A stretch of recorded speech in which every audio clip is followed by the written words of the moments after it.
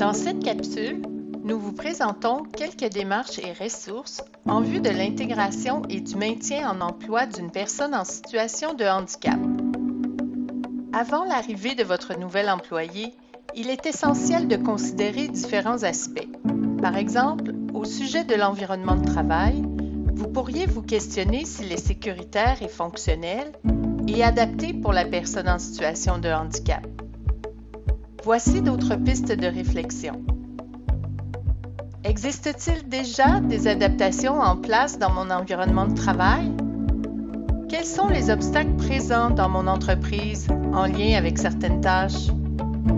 Quels sont les accommodements possibles à mettre en place et qu'est-ce que cela implique pour mon organisation? Par exemple, un éclairage adapté, des affiches de sécurité avec de bons contrastes de couleurs, une aire de circulation bien dégagée, faire appel à un professionnel en ergothérapie en vue d'adapter un poste de travail. Au sujet de l'équipe de travail, il s'agit de sensibiliser tous ses membres en vue de l'intégration d'une personne en situation de handicap, d'autant plus si la personne a choisi de dévoiler sa limitation. Il sera judicieux de les informer des changements à venir, de valider leur disponibilité s'il y a lieu et de répondre à leurs questions ou à leurs inquiétudes. Voici quelques pistes de réflexion à ce sujet. Actuellement, ai-je accès à un portrait à jour de mon équipe de travail? Ai-je un plan d'accueil pour mes nouveaux employés?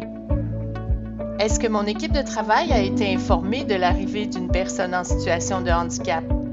Par exemple, en planifiant une première visite du lieu de travail, en validant avec l'équipe que chacun connaît son rôle au moment de l'accueil, par l'accompagnement d'un mentor.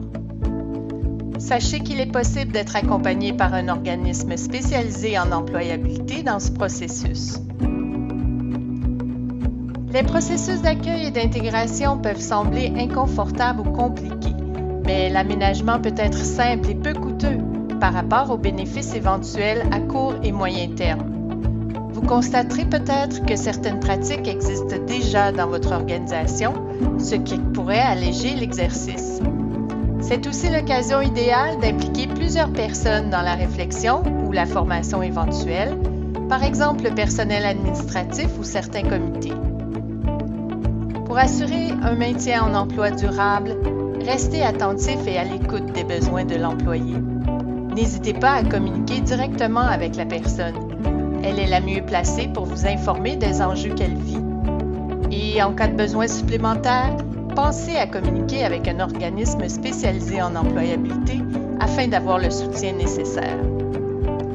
L'objectif est d'assurer un bon suivi, une bonne rétroaction pour votre équipe de travail, y compris pour votre employé en situation de handicap. Finalement, de nombreuses ressources en lien avec l'intégration et le maintien en emploi des personnes en situation de handicap sont facilement accessibles, dont voici une courte liste. Optez pour le talent.ca, qui offre entre autres une trousse d'outils de l'employeur comprenant des conseils et des stratégies pratiques pour mener à bien le recrutement, l'embauche, l'inclusion et le maintien en poste des personnes en situation de handicap. Comité consultatif personnes handicapées, qui offre des webinaires de discussion avec des experts faisant part de leurs expériences. Parole d'autiste, où l'on présente des capsules vidéo sur le parcours de personnes autistes en emploi. Si vous souhaitez vous doter d'une politique sur l'équité, la diversité et l'inclusion et que vous n'avez pas les outils nécessaires ou que vous désirez en savoir plus, nous vous invitons à consulter ces ressources. Pour plus d'informations sur les démarches et ressources disponibles en vue de l'intégration et du maintien en emploi des personnes en situation de handicap, communiquez avec nous et n'hésitez pas à consulter notre page ressources.